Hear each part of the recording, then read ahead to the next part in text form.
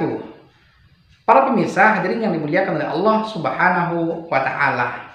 Salah satu bentuk dan tanda takut kita kepada Allah yaitu senantiasa kita menjauhkan diri kita dari perbuatan-perbuatan yang zalim. Oleh karena itulah mensekutukan Allah itu adalah merupakan kezaliman. Membunuh, memfitnah itu juga adalah masuk ke dalam kategori perbuatan-perbuatan zalim. Nah, di dalam kitab Taisir Ushul Tafsir karangan seorang Syekh Atha bin Khalil Abu Rastah di halaman 70 beliau mengatakan bahwasanya zalim itu adalah wad'u syai' fi ghairil mahalli, yaitu mendudukkan sesuatu bukan pada tempat kedudukannya. Oleh karena itulah para pemirsa hadirin yang dimuliakan oleh Allah Subhanahu wa Ta'ala, syirik itu adalah merupakan perbuatan zalim. Karena sesungguhnya syirik itu adalah mendudukan kedudukan makhluk pada kedudukan Allah Subhanahu wa Ta'ala. Bahkan itu adalah merupakan sebuah kezaliman yang sangat besar di sisi Allah. Makanya Allah mengatakan inna syirka la zulmun azim, sesungguhnya syirik itu adalah merupakan kezaliman yang sangat besar. Termasuk juga contoh daripada kezaliman itu adalah berhukum bukan kepada hukum Allah Subhanahu wa Ta'ala.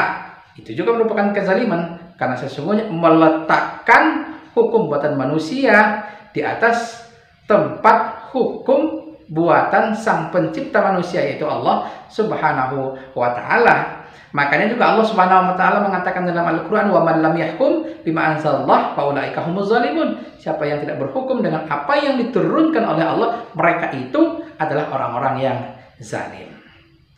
Termasuk di dalamnya para pemirsa yang masuk dalam kategori kezaliman itu adalah perbuatan tindakan membunuh dengan sengaja. Mereka ini akan senantiasa mendapatkan murka dan juga laknat dari Allah Subhanahu wa Ta'ala. Termasuk dalam kategori kezaliman di dalam membunuh itu adalah membunuh dengan zon. Ini yang kita sebut dengan istilah extrajudicial killing atau pembunuhan yang tidak dihadirkan sampai ke depan persidangan ataupun pengadilan. Ini banyak terjadi pada kasus-kasus yang terbaru belakangan ini, pembunuhan terhadap orang-orang yang terkategori masuk tindakan terorisme. Oleh karena itu para pemirsa hadirin yang dimuliakan oleh Allah, ini justru adalah merupakan sebuah kezaliman yang mendapatkan dosa dan murka dari Allah Subhanahu wa Ta'ala, sehingga kita harus menjauhkan diri kita dari berbagai macam perbuatan kezaliman.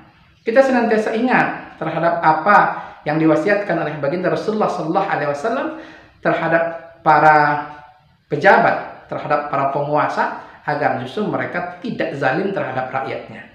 Ini wasiat ini disampaikan oleh baginda Rasul terhadap seorang Mu'az, sahabatnya Mu'az bin Jabal, ketika diangkat oleh baginda Rasulullah SAW menjadi seorang gubernur di negeri Yaman. Apa wasiat baginda Rasulullah SAW? Ittaqi da'watal mazlum fa innaha laisa bainaha wa bainallahi hijabun. Kata baginda Rasul, takutlah kalian terhadap doa orang-orang yang terzalimi, karena sesungguhnya tidak ada hijab antara orang terzalimi dengan Allah Subhanahu wa Ta'ala. Artinya, kalau tidak ada hijab, berarti apapun yang dia doakan, apapun yang dia mintakan akan dijawab oleh Allah. Iya, kalau dia mendoakan sebuah hidayah, kebaikan bagi orang yang menzaliminya. Tapi bagaimana kalau dia justru mendoakan laknat, keburukan, bahaya bagi orang-orang yang menzaliminya? Maka itu akan juga diijabah dan dikabulkan oleh Allah Subhanahu wa Ta'ala.